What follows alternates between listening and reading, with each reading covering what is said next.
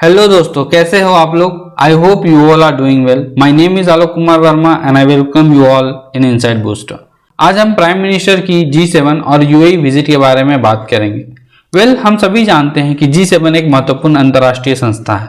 शायद इसी कारण फॉरेन अफेयर्स के बहुत सारे पंडित प्राइम मिनिस्टर के यूएई विजिट को सिर्फ एक टाइम पास या औपचारिक बता रहे हैं। तो हम इस वीडियो में जानेंगे कि क्यों यूएई भारत के लिए एक महत्वपूर्ण देश है और प्राइम मिनिस्टर का यूएई विजिट क्यों एक औपचारिक विजिट नहीं बल्कि एक महत्वपूर्ण विजिट है। साथ ही साथ हम G7 के संबंध में भी कुछ महत्वपूर्ण फैक्ट्स के ऊपर चर्चा करेंगे।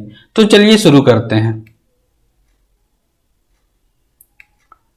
प्राइम मिनिस्टर जर्मनी में हो रहे G7 के 48 समिट में भाग लेंगे, जिसमें उन्हें स्पेशल इन्वाइटी के तौर पर आमंत्रित किया गया है।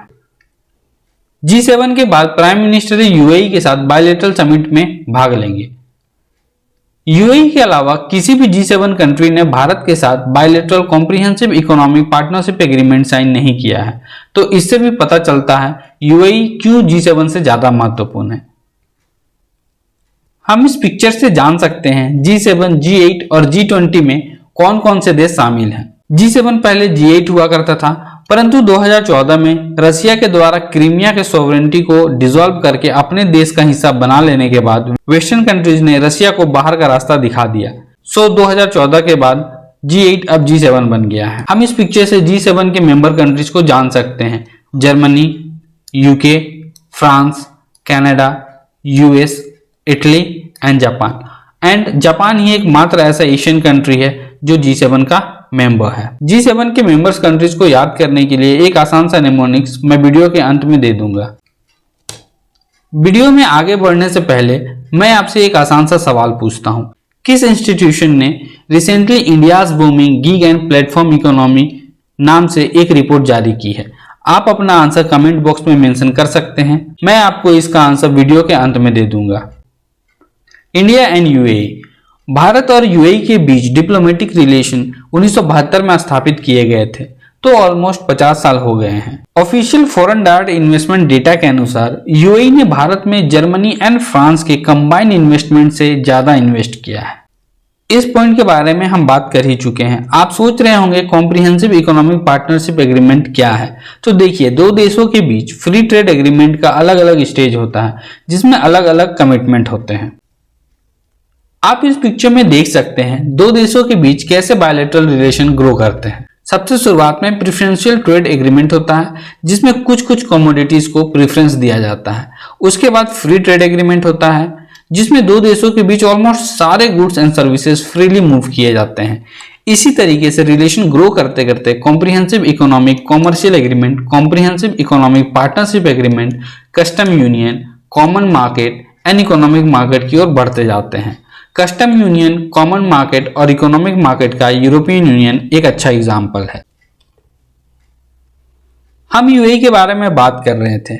इस मैप से हम यूएई का लोकेशन देख सकते हैं। यूएई एक गल्फ नेशन है जिसका कैपिटल अबू धाबी है। पर्शियन गल्फ को चारों ओर से घेरने वाले सारे कंट्रीज को हम गल्फ कंट्रीज कहते हैं, जिसमें Kuwait, Bahrain, Saudi Arabia, UAE, Qatar, Oman and Iran आते हैं। इंडिया यूएई फ्रेंडली रिलेशन में प्राइम मिनिस्टर मोदी का बहुत योगदान रहा है। यह प्राइम मिनिस्टर का अबू धाबी में चौथा विजिट है और शेख मोहम्मद के साथ पिछले 7 सालों में 6th समिट है। प्राइम मिनिस्टर इस विजिट के दौरान फॉर्मर यूएई प्रेसिडेंट शेख खलीफा बिन जायद के देहांत पर भी शोक व्यक्त करेंगे। प्रैक्टिकली देखें तो किसी देश के हेड का बदलना इतना भी कुछ खास महत्वपूर्ण नहीं है, परंतु यूएई के संबंध में यह खास मायने रखता है, क्योंकि 1971 में यूएई का फॉर्मेशन हुआ और तब से सिर्फ 2 बार ही हमें पॉलिटिकल हेड का ट्रांजिशन देखने को मिलता है।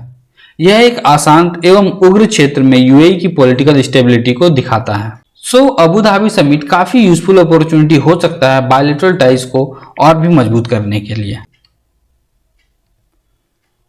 2021-22 में हमारे बायलैटरल ट्रेड में 68% का इजाफा हुआ है और यह नंबर $72.9 बिलियन तक पहुंच गया है। हालांकि हमारा ट्रेड डिफिसिट भी बढ़कर $16.8 बिलियन हो गया है। लेकिन कॉम्प्रिहेंसिव इकोनॉमिक पार्टनरशिप एग्रीमेंट में कुछ करेक्टिव मेजर्स लेने के बाद हमारा ट्रेड डिफिसिट होपफुली कम हो जाएगा। हमारा ट्रेड डिफिसिट में तब जाता है जब हम एक्सपोर्ट कम करते हैं और इंपोर्ट ज्यादा, और स्थिति जब इसके विपरीत होती है देन हमारा ट्रेड सरप्लस हो जाता है। इंडिया एक फास्टेस्ट ग्रोइंग इकोनॉमी है, इसलिए यूएई के लिए इंडिया इन्वेस्टमेंट करने के लिए एक फायदेमंद ऑप्शन हो सकता है। यूएई भारत में petrochemicals, pharmaceuticals, renewables, infrastructure, manufacturing, logistic and startup के क्षेत्र में इन्वेस्टमेंट कर सकता है। साउथ वेस्ट एशियन रीजन एक कॉम्प्लेक्स एंड इवॉल्विंग एरिया है और हाल ही में यूएई ने इजराइल के साथ अपने संबंध को फिर से ठीक करने की कोशिश की है। देखा जाए तो यह एक काफी बोल्ड स्टेप है। हम सभी इजराइल एंड पैलेस्टीन के विवाद के बारे में जानते हैं। इजराइल एक ज्यूइश नेशन है और पैलेस्टीन एक इस्लामिक नेशन है, इसलिए सारे गल्फ नेशंस पैलेस्टीन के सपोर्ट में रहते हैं। इस स्थिति में इजराइल के साथ अपने रिलेशन नॉर्मलाइज करना वाकई यूएई के मस्कुलर स्ट्रेंथ को दर्शाता है। इंडिया यूएई का सेकेंड लार्जेस्ट ट्रेड पार्टनर है और largest source of tourist and man power है। तो आई होप आप समझ गए होंगे कि यूएई हमारे लिए एक महत्वपूर्ण देश क्यों है। अब हम G7 के बारे में देखते हैं। यह एक इंटर गवर्नमेंटल ऑर्गेनाइजेशन है जिसका गठन 1975 में हुआ था। G7 की मीटिंग्स एनुअली होती है जिसमें वेरियस कॉमन इश्यूज के बारे में चर्चा की जाती है, जैसे global economic governance, international security and energy policy. G7 के मेंबर कंट्रीज के बारे में हम पहले ही देख चुके हैं और सारे G7 कंट्रीज G20 के भी मेंबर होते हैं। G7 का डिसीजन एडवाइजरी नेचर का होता है और यह नॉन बाइंडिंग होता है। इंडिया G7 का एक नेचुरल एलाई है क्योंकि दोनों ऑलमोस्ट एक जैसे मुद्दे से जूझ रहे हैं, जैसे authoritarianism, terrorism and violent terrorism, और इन मुद्दों पर दोनों के विचार भी एक जैसे हैं। भारत और G7 दोनों ही क्लाइमेट चेंज से लड़ने के लिए कलेक्टिव एक्शन को प्रमोट करते हैं और भारत ही एकमात्र G20 देश है जो पेरिस एग्रीमेंट में निर्धारित किए गए लक्ष्य को हासिल करने के ट्रैक पर है। पेरिस एग्रीमेंट 2015 में हुए UNFCCC के सम्मेलन में साइन किया गया था, जिसका लक्ष्य है अर्थ के टेम्परेचर को 2 डिग्री सेल्सियस या 1.5 डिग्री सेल्सियस तक कम करना। वीडियो की शुरुआत में मैंने एक सवाल पूछा था, उसका आंसर है ऑप्शन सी, नीति आयोग। ये रहा निमोनिक्स जो मैंने वीडियो के शुरुआत में बताया था, G7 कंट्रीज को याद करने के लिए काफी मददगार साबित होगा। जूस गर्लफ्रेंड, सो आप इसे एक सेंटेंस से याद कर सकते हैं। Europeans are rich, they drink juice and have girlfriend. Means J for Japan, USA, Italy, Canada, England, Germany and France. So ये था आज का वीडियो। आई होप आप लोगों को इस टॉपिक से रिलेटेड काफी महत्वपूर्ण जानकारी इस वीडियो के माध्यम से मिली होगी और आप प्लीज इस टॉपिक से रिलेटेड अपनी राय कमेंट बॉक्स में मेंशन कीजिए। Thanks for watching this video, kindly like and share and please subscribe the inside booster channel and hit the bell icon. This is Alok Kumar Verma signing of.